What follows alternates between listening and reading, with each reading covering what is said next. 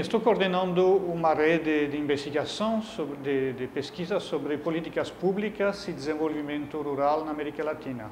Então, de momento, essa rede tem duas prioridades. Uma análise, um balanço das políticas públicas para a agricultura familiar na América Latina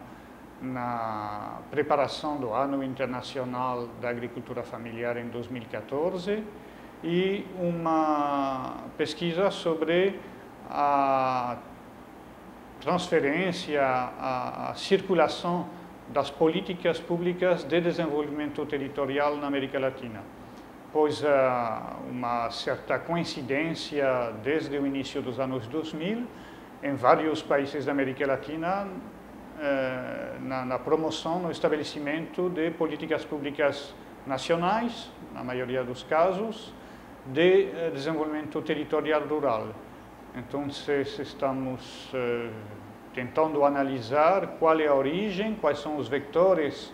dessas políticas, se tiveram a mesma influência, ou seja, da Europa ou de outros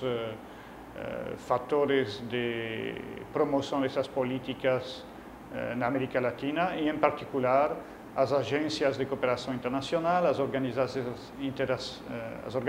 internacionais e, em primeiro lugar, as organizações interamericanas.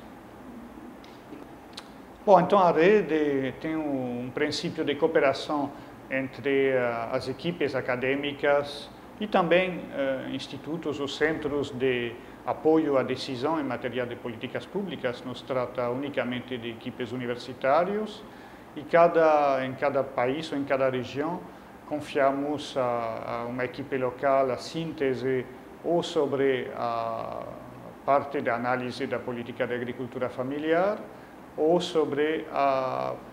parte de trabalho sobre a pesquisa em políticas de desenvolvimento territorial. O interessante é que é difícil comparar a partir de uma diversidade de situações entre países como os pequenos estados da América Central, o Uruguai e grandes países federais como México e Brasil,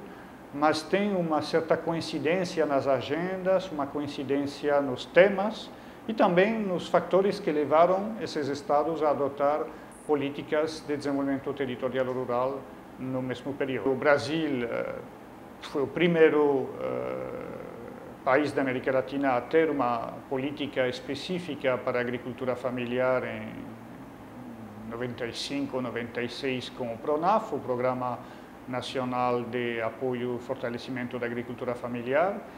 E da mesma maneira foi o primeiro país em 2003 a promover uma política federal de apoio aos territórios rurais, através do Ministério do Desenvolvimento Agrário, da Secretaria de Desenvolvimento Territorial. Então, temos essa sorte no Brasil de dispor de muito mais referências, estudos, avaliações, pesquisas também universitárias sobre a política de agricultura familiar, mas também sobre a mais recente política de desenvolvimento territorial.